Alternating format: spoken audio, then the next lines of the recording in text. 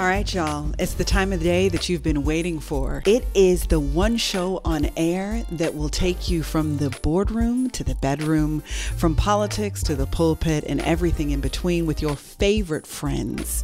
You are about to join the crew for Fresh Fire as we do what we do all together. Tune in. Love y'all. Welcome to the crew, everybody, here on Smooth 88.1 WHOV, iHeartRadio.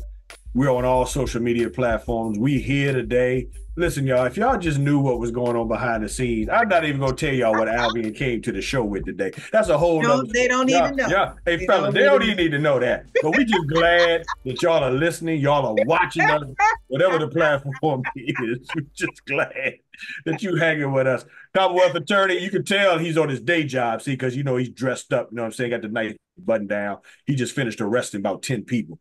Anton Bell is on. What's up, man? How you doing, bro? Just a long day in the neighborhood, bro. Long day mean a lot of people go in jail. You did some prison ministry today. It was a long day for you. Some days you got to do prison ministry. You got to lay hands on what it is, right? And make sure that they get to the right destination. And that's the right destination, across the street from where your office is. For some people, it is. Yes, it is. Yes, it is. Good to see you, man. Alvia, Dr. Alvia Lyons Doctor. She got two of them things. Alvin, you okay? I'm just making sure you're doing all right. You feeling all right? We are good in this universe. Okay, we are good. We're okay. Perhaps misbehaving, but we're good. Okay, I just want to make sure we good. The bishop is in the building. What's up, Ray Ray? I'm good, man. I'm good. Always good to be on the show. I'm interested in hearing what Tony Ton got to say. I understand people are coming for me in the comment section. I'm just trying to remind them I'm 10 toes down. I said what I said. All I'm telling you is, Ray, you might not want to go in the streets after what you said last week. I'm just going to tell you, you might just want to go home. We had to listen to all these disguises. I'm wearing disguises. Yeah, they coming for you. And last but not least, producer extraordinaire, Jason Covington. What's up, Jay? Hey, man, I'm just trying to stay saved. I got saved yesterday, and I asked for the prayer of repentance again, but Pastor Swan told me no. I'm not going to tell you why. I just know that we have a Dream Center Newport News now, so I'll just say that, and I'll leave it where it is. That's an inside joke. Good to see you, Jay. All right, Todd. You the show content creator, and by the way, man, I had somebody come up to me from last week's show. You know, we've been doing this series on kids going wild. Somebody came up to me and was like, Pastor, I don't think I ever seen you that upset about talking about these kids. So, you know, I'm gonna try to be calm today. I'm gonna try to be, you know, focused today, Ton. So what would you have for us today? What do you want to talk about? Well, we're going to continue in this series of Kids Gone Wild, but it's going to take a twist. Now, here's the thing. Pastor Kevin, you did what I wanted you to do, which is you engaged in the conversation, because the truth of the matter is I choose content that makes people have a certain emotional response, whether it's anger, whether it's joy, whether it's rage, whether it's disgust, whether it is empowerment, and whether it is just, you know what in the world? Let me throw my hand up in the air and just pray, because it's just sad. So I choose those type of topics that make people discuss real issues and try to find real solutions. So here we are. We're going to do kind of an update. It's going to be kind of a mix of things, okay? But it's going to, you guys are going to see this show kind of go towards the parents at the end of the day. So let's start here. So I got approached recently, actually after this last show, I got approached by one of our viewers who actually commented online about the autistic child or student who attacked his teachers or the teacher aide and is now facing felony charges. She approached me and she was saying how she appreciated the fact that we were discussing these very hardcore topics, in particular the one involving an autistic student, because her son is 6'3" and over 200 pounds, and he's autistic, and he's had a I won't call it violent episode, but he's had an emotional episode that has caused him to be really, really enraged. He has not attacked anyone, but he's been very enraged. And so she said she can relate to it, and she was saying how it had many, many layers. And so in the conversation, she referenced our dear friend Ray Ray. And what she said, Bishop Ray Ray, she referenced something that he said that both Al and I immediately jumped on it when he said it. But it was interesting that someone in our audience also noted it. And that was, she said, why did the bishop have an issue with a white parent raising a black child? Because she said, I'm for white women, men, whoever, or families raising our black kids. And this is the point she made. She said, who gonna raise them? She said, because clearly if they're raising them, that means some black mother, biological mother, and some black biological father and biological family dropped them. So she said, who gonna raise them? And I said, well, you got a point, because guess what? It is our kids that typically stay the longest in the foster care system because they're not wanted or they're not popular like other races. And as a result of that, most of them age out. And I said, so if someone else doesn't take them in, they may be in a system in many situations vulnerable to crime being committed against them, molestations, assaults, so forth, and they age out, and then they go where? So that's our topic today. We want to talk about, should another race be able to raise children that are black and brown? Well, let's first of all give Ray the opportunity to comment on the viewer. And by the way, Ray, listen, we co-laborers of the gospel. I can't help you on this one, bro. Listen, I had people come to me like, what is Ray talking about? Listen, man, the floor is yours, bro. Let me give some backdrop with some experience, and I understand the statistics. I was a gubernatorial appointee for the Department of Social Services from 2010 to 2016. I stayed over 2 extra years. I'm very familiar with the numbers of African-American children who are inside of the foster care system and those who age out. On one particular, I guess I could call it an adjudication moment, where there were certain groups here in Virginia who were trying to adopt black children. And a lot of times, in many of those instances, many of our children end up being victimized in all kinds of scenarios and situations. Not to say that they are not endangered due to neglect or abandonment, poor nutrition, and those things that can take place within inside of many of our community contexts. But there were different kinds of groups that were trying to adopt black children at that time. And I was one of those ones who was a strong proponent against that because of the victimization that was happening and taking place. So that kind of feeds into my ethos about that and my worldview about why I'm really, really 10 toes down on black parents raising black children. I think what we're losing is a lot of black children have a strong disconnect in regards to the history of the experience that we have had here in America.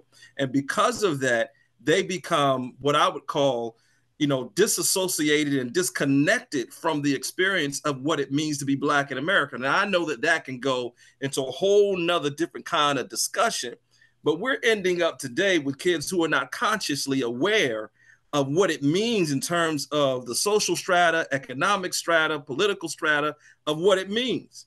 And so because of that, you end up with a lot of kids who got chocolate skin, if you will, but they are just as vanilla as they can be on the inside. And then when they run into some situations culturally or economically that calls for them to actually recall who they are totally disconnected. And then all of a sudden they go into a whole, like, I can't believe this is happening to me kind of moment.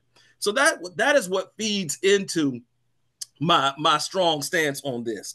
I'll give some more of that a little bit later on in the show as we start to address some of the issues as it relates to parenting. Thank you for that soliloquy and interpretation of your answer, Ray. You gonna get roasted again, bro. I'm just gonna say that, man. Listen, because look ten at bro. toes down. I'm 10 toes You down. can be 10 toes down and be dead wrong at the same time. I just want you to know, but you my boy, right?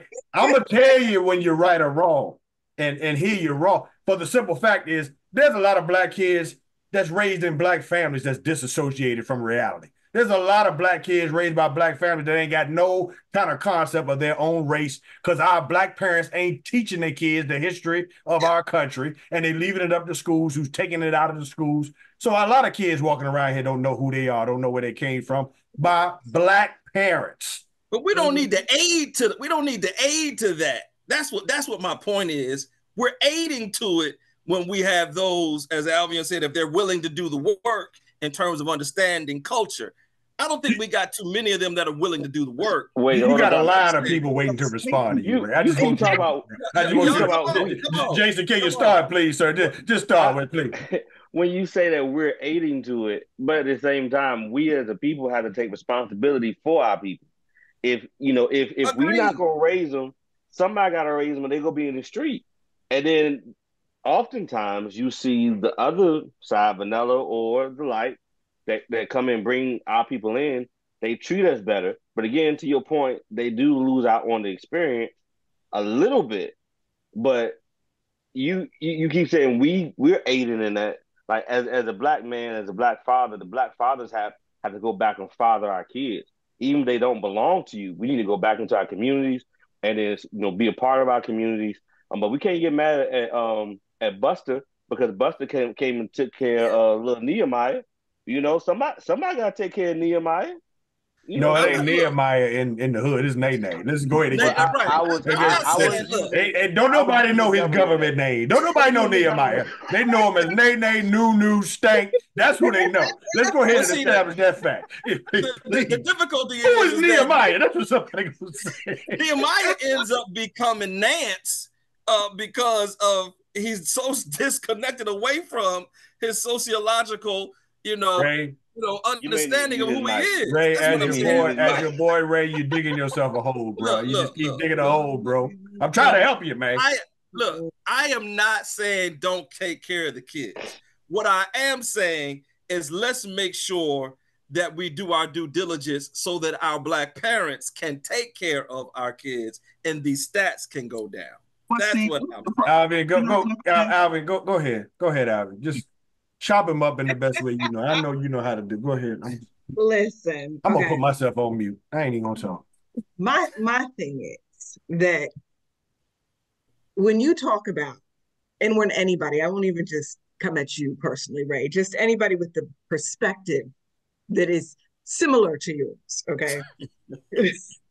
When you're talking about missing out on the Black experience, my problem with current Black parenting, too much of current Black parenting, is that when we talk about the Black experience, we're only talking about the stereotype of Blackness.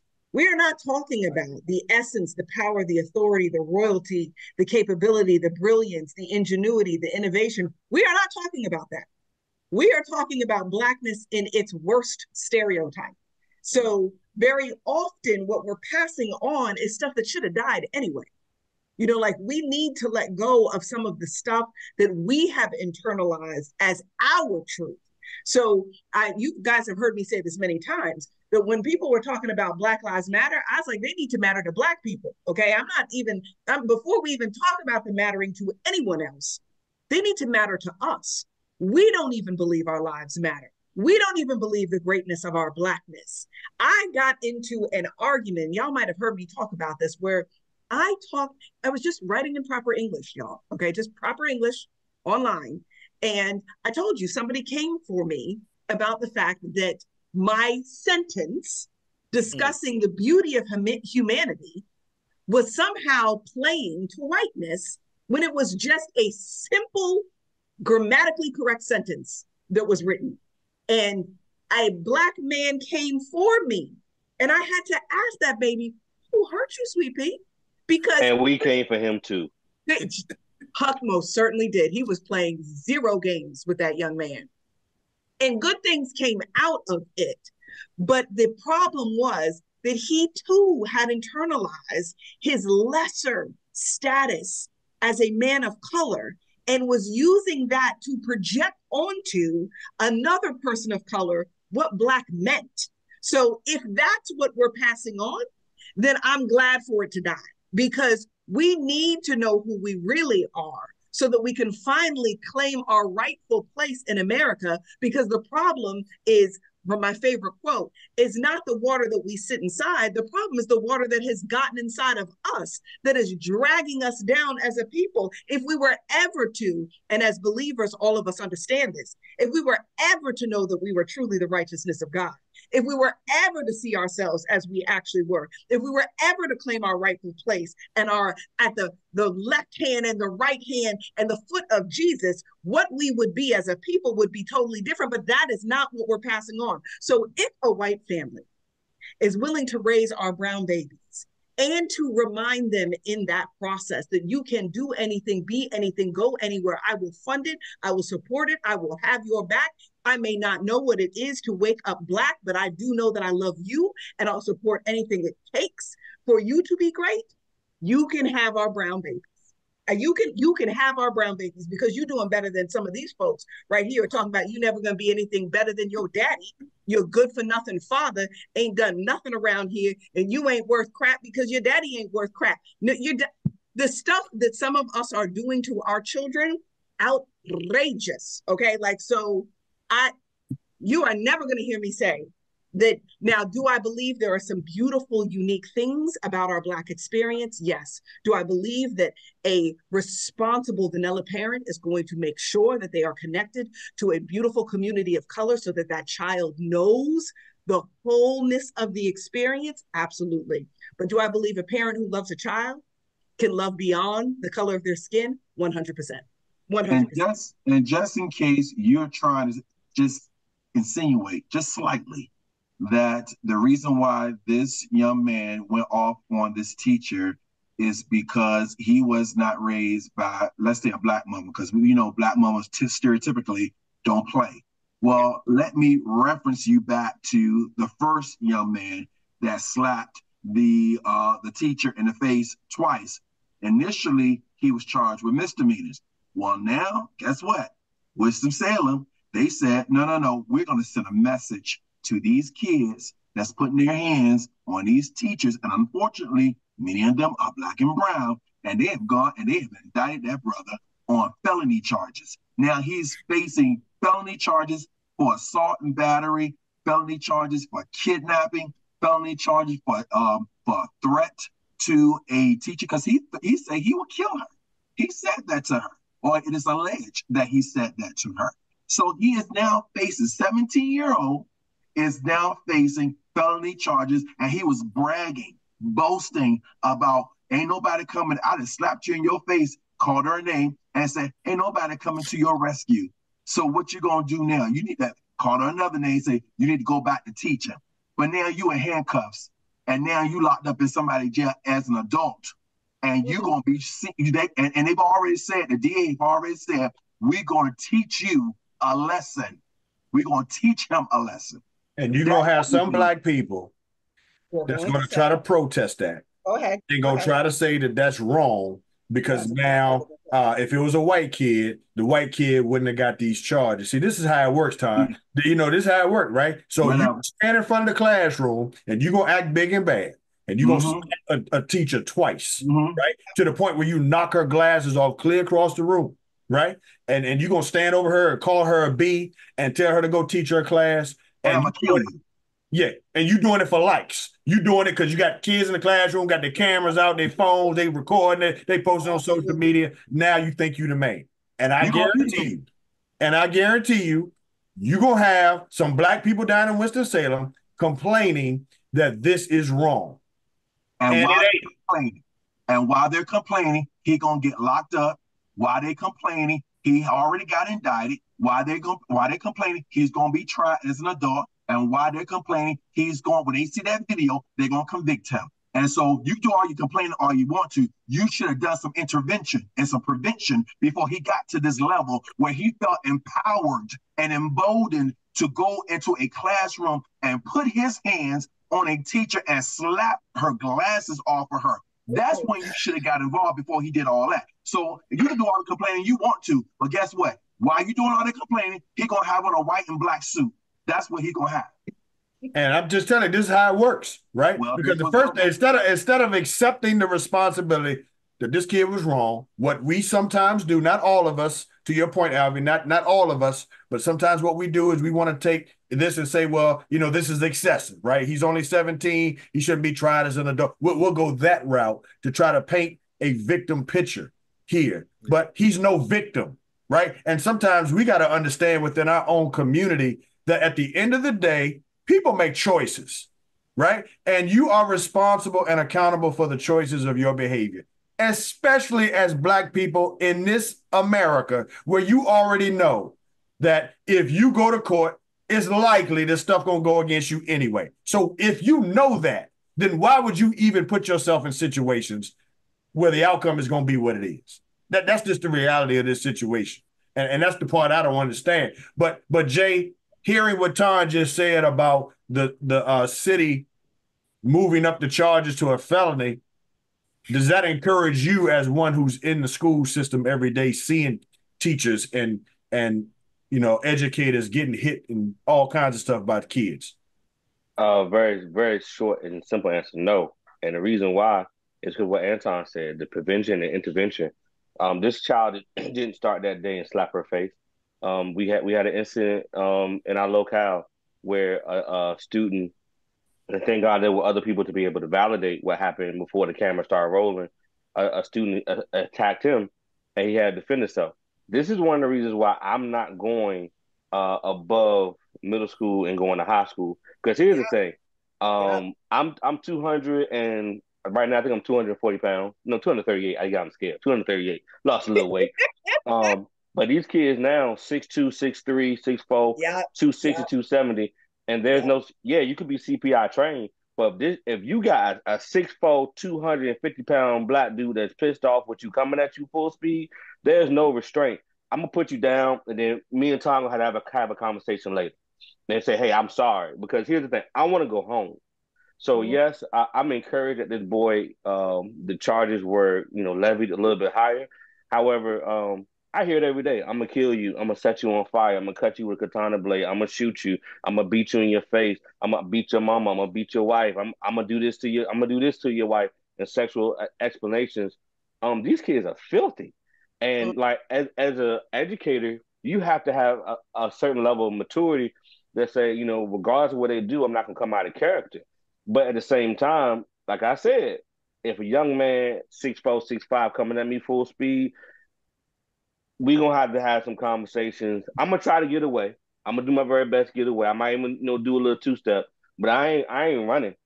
So I just hate that as an educator, a lot of teachers say, especially after that Rich Neck shooting, they're scared to do certain things. It's almost like having a big dog. When Kevin Hart made a joke about giving the dog suggestions, not giving the commands because he didn't want the dog to turn on him. It's like the same way that they deal with these kids in the classroom. They aren't heavy.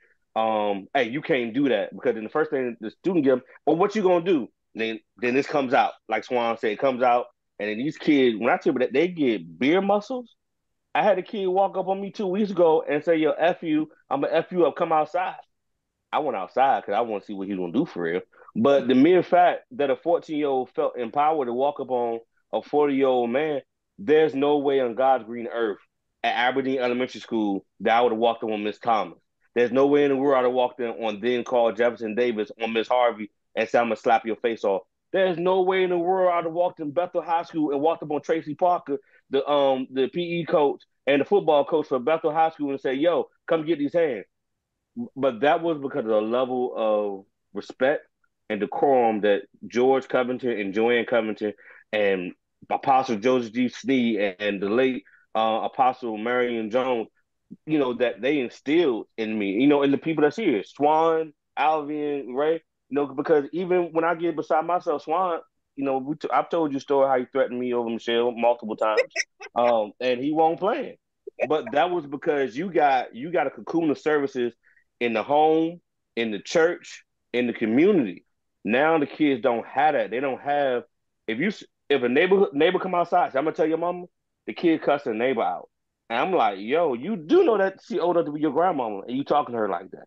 So I'm excited the kid got charged. I'm going to work tomorrow. They're gonna tell me they're gonna kill me tomorrow too.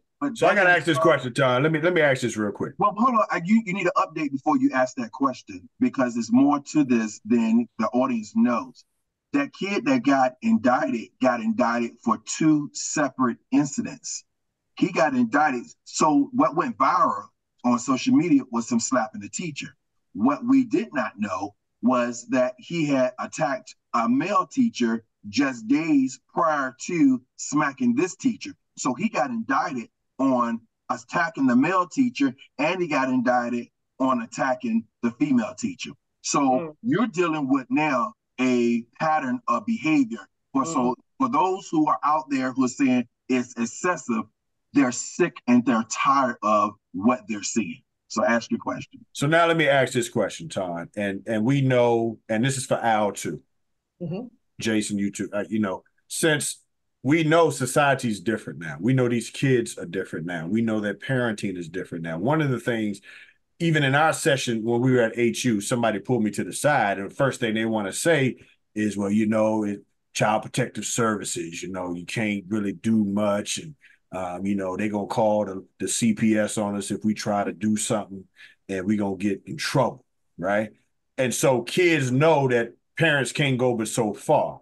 And then they go to school, and they also know that teachers can't go but so far. So my question now is it time to look at, can a teacher have a right to defend themselves? Because I think in many cases, to Jason's point, why is he having to take the verbal abuse of a 14-year-old walking up on him, telling him to go outside, and he has to remain professional when it could be that child could have swung on him, right? And he's got to sit there. So are we at the place now where we need to think differently about the rights of teachers and protecting themselves from kids who is clear some of them may actually go there? Are you talking about legally? You talking about legally? Legally. So legally, you absolutely can protect yourself. The school system cannot legally keep you from being able to protect yourself from bodily harm and danger. So they can deal with you on an administrative level, but as far as criminal law is concerned, you can protect yourself from any person, from any danger, from any animal, whatever the deal may be, you can protect yourself. So if a 3-year-old or 5-year-old or 6-year-old got a gun in their hand or whatever, and you got to knock that joker out to keep them from shooting you, you knock that joker on out. I ain't prosecuting you. I'm letting you know right now, because they shouldn't have had a gun in their hand. So you can protect yourself from any harm. There is no limitation on that. The problem is the school system has been set up where there is zero tolerance for even you defending yourself, even if you're a student. So if another student comes and attack you, you can't even fight the student back, or you can't even protect yourself from the student. You just got to take those licks. And they will suspend you. I'm telling you what they're doing. They will suspend you or even expel you for fighting back. And I've had my niece be in that same situation. 2 girls attacked her in the bathroom, and she beat them both down like they stole from her. And I was like, high five to you, go girl. High five to you. And guess what? She still got suspended for just defending herself, because they have a zero tolerance for that. But why is she subjected to bullying? Please ask me that. Why was she subjected to being attacked? And so you have that with students, and you have that with teachers alike. That teacher probably did not do anything because she wanted to keep her job. Exactly, Todd. That's the point I'm trying to make. That's wrong. So how can I go to work every day and I can't do nothing when somebody gonna step to me? Well, that's why people are quitting. That's why people are quitting. That's why people are quitting.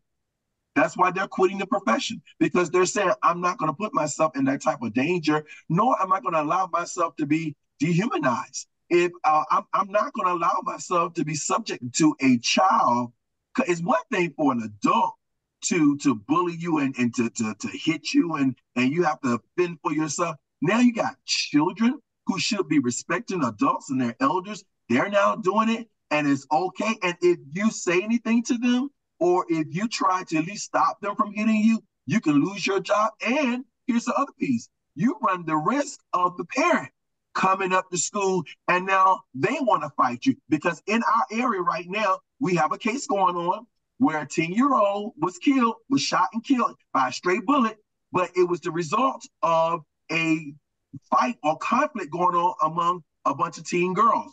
And in the midst of that, the mother of one of the girls went down the street to where the fight was, instead of being someone, is alleged, instead of being someone that was stopping the fight or someone that was trying to bring peace to the fight. She is a part of the fight. She's out there ready to get into a fight, or may have been out there fighting, because she got arrested for contributing to the delinquency of a minor. So she got arrested. And so now that's the culture. The culture is the parents fight. So these kids are emulating what they see in the home. They're emulating what is happening to them. They're emulating what they see their parents do, or what they see mama or boyfriend or daddy or mama, whoever do. They're doing it now in the school. If you don't address the issue at the home, it's going to spill out into the streets. You're right. Alvin, let me 100%, Ton, 100%. Alvin, let me come to you. Should it be, Ton's already laid it out. He ain't going to prosecute because, look, you got a right to defend yourself, but these teachers, these administrators are scared to death of losing their job, getting their license taken away. There's careers in jeopardy over a kid stepping to me. So do you feel like at this point, school systems may need to revisit that and say, I have a right to defend myself? Yeah, I think that, I mean, to Tom's point, certainly in the state of Virginia, you have the right to self-defense, certainly. But the way that it's playing out in terms of the consequence associated with that, it feels profoundly unsafe, right? So there are the things that you can do versus the things that you should do and the things that you're protected in doing. And all of those things are kind of fuzzy and gray lines for folks because of the way in which we are navigating these very real situations as he's laying out all of these cases. So I would agree that we should have some clearer guidelines around how to navigate these situations in which we don't have to sacrifice ourselves for our job, right? But here's the one thing that I will say with this caveat. The thing is, I worry for our Black and brown children in some of these situations because they are so often treated as adult when they are children that if we're able to just, it's kind of the, I felt threatened, so I did the following.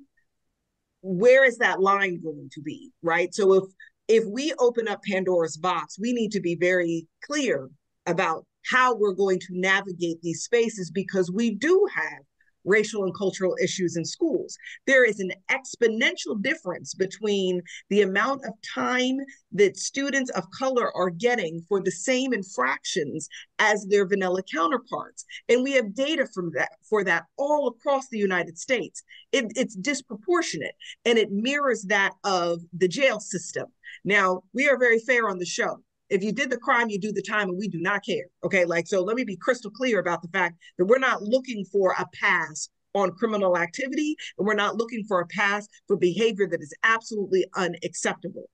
Where we do hold accountability is that when Bobby does this and Tayshawn does that, and they both did exactly the same thing, the consequence should be the same. That's the thing that we are saying.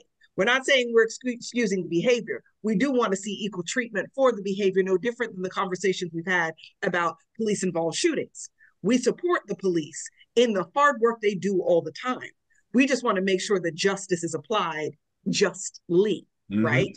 Mm-hmm. So it's the nuance of that can be challenging. Now, what I will say, though, is that if we had trained individuals, because I think what is happening unequivocally is that our school systems are taking on a real reflection of what our communities look like. There used to be a time where it's like all the nonsense happened until you got to the school front door, and then people acted right, and then after school, I'll see you at 3 o'clock, and then people act stupid again, but there's no break anymore.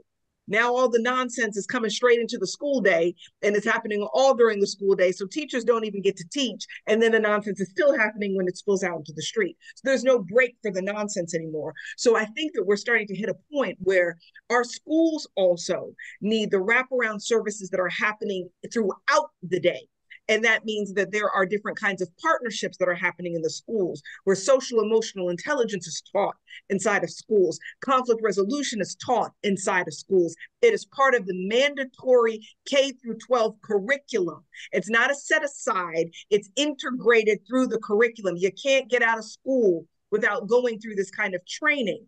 And then you have trained professionals inside the schools who are partners with the school system that can help navigate these situations that are physically unsafe. That we're not leaving it to our teachers. The teachers, much like a bank, have a safe button inside of the room and a team of individuals, if necessary, who are trained in de-escalation, conflict resolution, and or whoop your behind if that's what it comes down to. Those individuals, they're the ones that come in and they have the bubble of protection to navigate the situation so that our teachers don't all have to be Krav trained in order to survive the classrooms. Jiu-jitsu should not be part of the credentials in order to be a teacher these days. So the kind of nonsense we have going on, we need to do different things if we want to get different outcomes. That's good, Al. And Jay, I'm going to ask you then, Ray, I'm coming to you.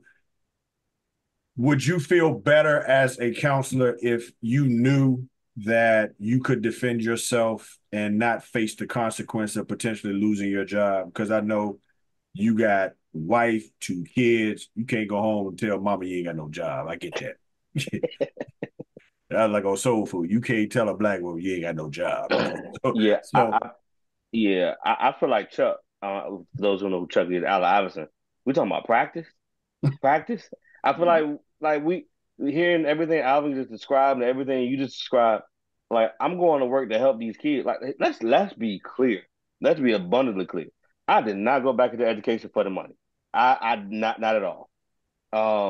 I'm going back to help our black and brown kids because of the disconnect that it was happening with some of our vanilla teachers, even our African American teachers, not being able to relate to these kids.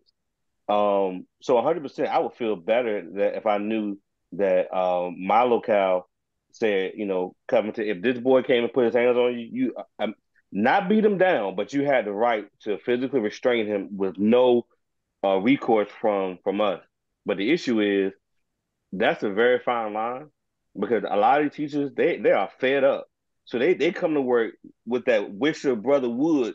When that's another word I want to say, but we on the radio. I wish a brother would or sister would. So it's like, you going to get all this work, but everybody else had disrespected me. So now, because of all of the abuse, verbal, listen, man, it's one thing to get slapped in the face with an open palm. It's one thing to get punched in the mouth, but it's another thing for a kid to come up to you and walk up to you and cuss you out like a sailor. Man, you can't say nothing. At least let me call a little joker, a little, so-and-so. Let me say your mama got a raggedy leg or, your breath smell like hot garbage. And I do say some of those things. But you got that before. But we, as educators, we can't do nothing because as soon as we do something, we getting threatened to be sued. We got to make sure our insurance is with, mine is with the American Association of Counseling. We got to make sure we have insurance, liability insurance coverage. Because these kids, they come, it's like they come to school ready to say something and do something crazy. And as a professional, I have to have that level of professionalism not to do anything. And my professionalism, this is May. It's very, very thin. So I would want to caution your young people to come to school. They need to go see Dr. Swan or Bishop Johnson.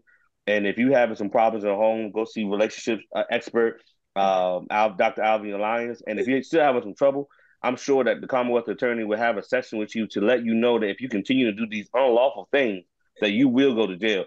So there are some ways before you even see me that you can help yourself. Please help yourself because a brother is tired. So I'm ready to retire. Yeah, listen. And Ray, to your point earlier about, the not wanting white folks to raise black kids. So we know the majority of teachers are white. Mm-hmm. Ain't enough black teachers to go around. Mm-hmm. Especially black men. Let's just put that honestly, right? Mm-hmm. My first black male teacher, even many years ago, wasn't until the 6th grade where I saw a black man in my classroom. Mm. If there's an absence of black teachers and the white teachers are fed up, who gonna teach our kids, man? And therein lies the point that you all have made, where I will have to stand corrected. I mean, it's just bad out here right now, and I know that there are a lot.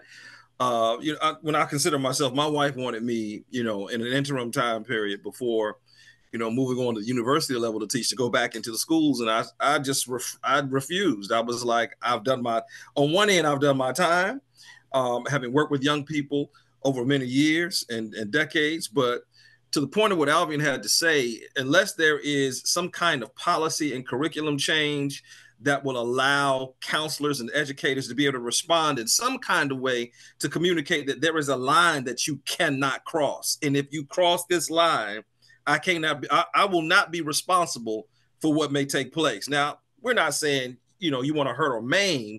What we are saying is that we want to teach young people restraint. And so I don't think that we're at a place where the kids are coming from homes where they understand that. I think therein lies the issue, where there's not an understanding about discipline and accountability and responsibility and those kinds of things. And I think that, unless we have those things implemented into the home, or at least some kind of exposure to that, so that there is a development of another thought process before you start slapping somebody's glasses off across the room, it's just real bad right about now. It's real bad. And I want to spend some time on the rest of the show because, Ton, you did talk about parents, and, Jason in the school system isn't just dealing with physical violence. And Ton, I want to talk about this too. Jason's also dealing with 5-year-olds talking about what they want to suck. Yep. Can we have this conversation about why is a 5-year-old up in school talking about the sexual things that he want to do to another kid at 5 years old? And what can I help? Can I help you? Ton, you go ahead, because I can help you with it. I can tell you why. The answer. They talk about what they want to suck because they're seeing it, or someone may have done that to them. Or somewhere there has been some exposure to that. And I'm gonna tell you right now, let a 5-year-old come around me and say something like that, I'm going to start an investigation on that house, because no 5-year-old should know anything about something of that sexual nature unless they have seen it or they've been exposed to it or somebody has done that to them. I'm gonna find out which one it is. And so I'm telling you right now, a whole lot. See, COVID showed us a whole lot of stuff when it happened, because now the kids had to stay home. So the parents found out how terrible some of these kids were. Well, we also found out a lot of these kids were getting sexually assaulted as well. And domestic abuse went up as well. And so 5-year-olds, you know what's going on, Kevin. You know what's going on. Of course I know what's going on. They walking in the room and porn is on the TV, it's on the computer, it's on the tablet. You telling the kid to watch your tablet so they can keep quiet. They going through because they know how to navigate your tablet and your phone at 5 years old. They in your search history. They know where to go. And they seeing all this kind of stuff that's going on. And you sitting right beside them watching the game, whatever you doing, you cooking or whatever. And they sitting right there watching the porn, and it's all out there for anybody to see. And all this stuff is going on. Let's not even talk about the relationship dynamics that's happening. You got 4 different people coming into your house, running through your house. They see the relationship dynamic. It ain't their daddy, it ain't their mama, but you got them coming through there like a train station, running through just all kinds of ways. Let's just be honest about this stuff. And so then we want to play victim and get mad when the school system tell you that your child is in the classroom telling other kids what they want to suck and what they want to do to your child, to somebody else's child. That's what's happening. And it ain't just physical violence. Jason, please, in the time we got left, tell the people, because some people just don't believe this stuff. And it's 5 years old. Tell them what's going on, please. We don't have the time. Did you say train station? He did. I did say train station. I sure did. Do I need to say it again? They running through your house like the train station. Do I need to say it You again? did say that. Okay, all right. All I'm gonna say is this: when I had a first grader, I was walking behind him and I was talking to the teacher, and she was like, "I don't want you to stand here because you're gonna hear it." And the little boy went up to the little girl and said, "I want to clap your butt like I clap some cheek," and did like that. You don't at I think that's 8. That's not something that that's on the PALS test. We don't do that with SOL. We don't teach you how to clap cheeks. You came to school with that that knowledge. information. Number one, you hear it. I'm a musician. You're hearing it in the music. There are so many sexually illicit songs. And like back when I was coming up, the songs they were sexually implicit, but it wasn't so graphic to tell you exactly what I wanted to do in that moment. These songs now will tell you what they want to do and how they want to do it. And then you have some now here's the problem. You got us like laughing and showing the kids how to twerk and how to do all this. Videoing it. It's on Instagram, TikTok, because we think it's adorable that they're so ratchet. And then when they come to school and then they humping on the back of the little boy's chair, now you calling me, Mr. Covenant, can you have a conversation with my child? No, I cannot have a conversation with your child about him gyrating on this little girl. Or you coming and you touching someone. Or here's the one that Tom just alluded to. You have a young lady, and she's dear to my heart, pre-K, and she is being allegedly sexually assaulted by the 14-year-old brother. The mother knows and does nothing. They called me and asked me, can I make the call? It baffles me because, and I always wonder, because my wife, Michelle, is very, very, I'm protective of our kids too. But I also, I'm like, that ain't nothing gonna happen if they back there with their cousins and all this kind of stuff. But nowadays, you got to be careful where you put your kids because these sleepovers, they make it hard now. Because my mama didn't let me go to my house either. They want no sleep. They can come over here.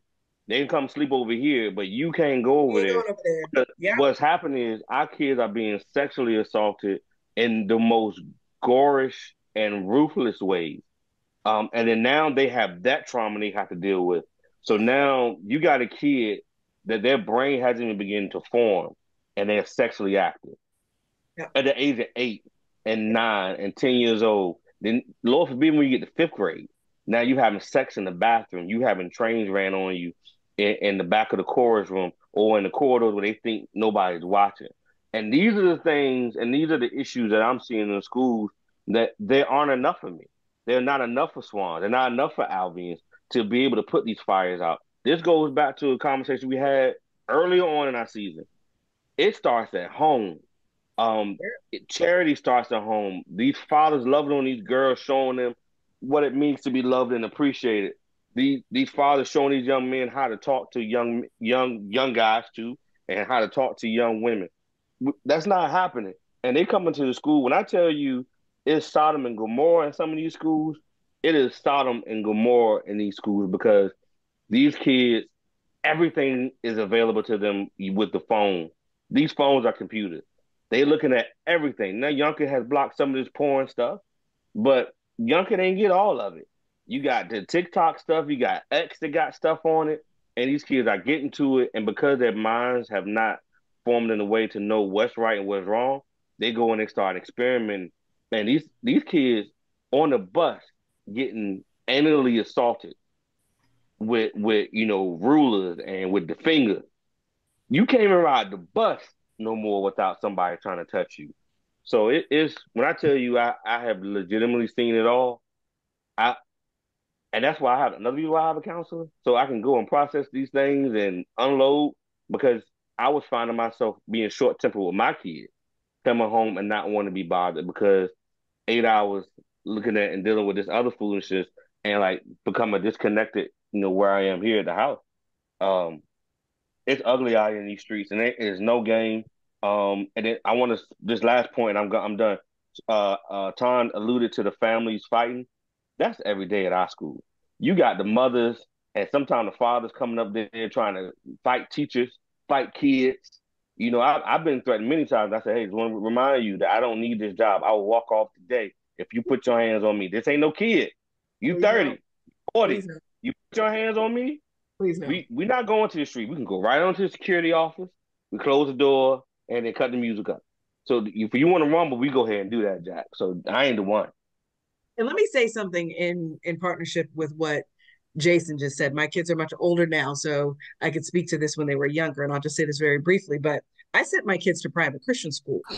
And people think that just because you're in private Christian school, that means that stuff is going to change. That is a lie from the pit of hell. Because my son had another little boy say to him in the bathroom when he was 4 years old, "Can I suck the pee-pee out of your pee-pee?" In the bathroom, okay? We went to the principal's office so quick to start addressing the issues, but because it's a Christian school, everything, their policy kept everything under wraps, and virtually nothing transpired. I ended up taking my kid out of school. So but it was this, we've got to let God work, and we've got to let God navigate this, and we've got to let, and that is how violence and trauma is perpetuated inside of religious spaces, because we want to Jesus wash criminal activity and sexual trauma and violence. Fortunately, my son was like, "Yo, get away from me." He understood immediately that you better get your hands off of me, because my mama said it's okay for me to fight at school. Okay. So nothing went down where my baby was concerned.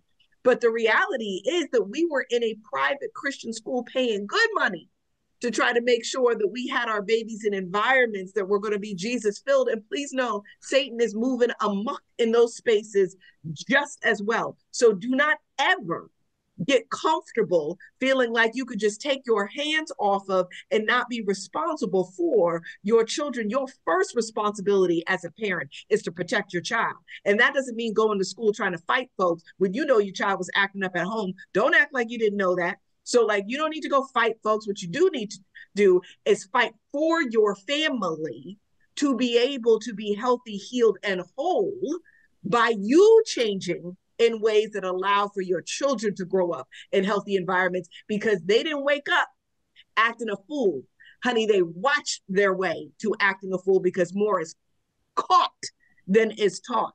And they catching all kinds of stuff, watching what's going on inside of these households. We've got to own it. It is us making a mess of these children. It is not the children by themselves. And even if it is not you directly doing something, very often it's what we didn't do. It's what we didn't stand in front of. It's what we didn't stand between. It's the fact that we were too tired to check and see what was on that iPad. We were too tired to check and see what was being played in that bedroom late at night. We were too tired to follow up and find out who's this person your kid is talking about. All of those things, because after all, we're exhausted. Well, honey, I'm sorry. You gave up the luxury of all of that when you became a parent. We've got to do the work, because Satan is not playing with these kids. He is not playing, and he don't care about how many times you go to church. He does not care. That's 100% right. Yes. Hey, Tom, we're going to leave it with you, man. Last comment, man. To hear Jason talking about the amount of sexual violence, let me just say that. That's, we talk physical violence a lot in schools. We don't talk as much about sexual violence. You hearing Jason's stories, and we talking elementary school. We're not even talking middle and high school. What's your thoughts on that, man, as we end the show? You have kids sexting. I don't know if people are familiar with that term, which is you take a photo of a private part of your body and you text it to another person. It's a felony. And a lot of kids, we had to go into the middle schools and tell them, look, if you do this, this is a felony where you can be prosecuted for for producing child pornography, because even if you're taking a photo of yourself and sending it to another person, you're still disseminating child pornography because you're a child. And so it's very real. And it didn't just start when they were in 5th grade, 6th grade, 7th grade. It's stuff that was going on beforehand. So it doesn't surprise me to find 5-year-olds and 6-year-olds doing that. Lets me know that clearly there has been some level of exposure, and prayerfully it was not personal exposure where they were sexually assaulted themselves. But nonetheless, it is very real, man. And it's unspoken, because a lot of times no one wants to talk about this in our school system because we don't want to believe that it is occurring. But it ain't just Hampton or Newport News, it's every school system that these type of activities are going on. So you can't single out a particular school. It's every school where there's children. Unfortunately, there's going to be that level of exposure. So parents got to be on guard. That's why every day when my kid come home, I'm like, how was your day, bro? What you do today, bro? What you do different than today, bro? We're going to have a conversation. Even if you don't like to talk about school, we're going to talk about school because I want to know what's going on in your world. And hopefully, if something is off, you're going to tell me what went down that was so off. Yeah, that's good. And so, you know, we've been talking about kids going wild. Well, maybe the kids going wild because the parents are going wild. Maybe that's what we need to be talking about. There it is. And Ray, because of that, if some white people want to raise some of these black kids, let them. Let them. They need to be up in there dealing with some crazy dysfunctional that some of our kids in. We got to run, y'all. I hope y'all enjoyed the show. Drop your comments on our social media out there. Y'all get Ray. Get them. Get them. We got to run. Until next time, be blessed and be a blessing to someone else. Peace. Okay, I hope you loved it as much as we did. Thank you for joining us for another fire show for the crew. Listen, you can catch us on YouTube, Facebook, Instagram, and any streaming platform that you're using for your podcast. Share with a friend, expand the family. Listen, we're trying to do this thing with all of you as often as we possibly can. We're looking forward to you joining us again for our next show.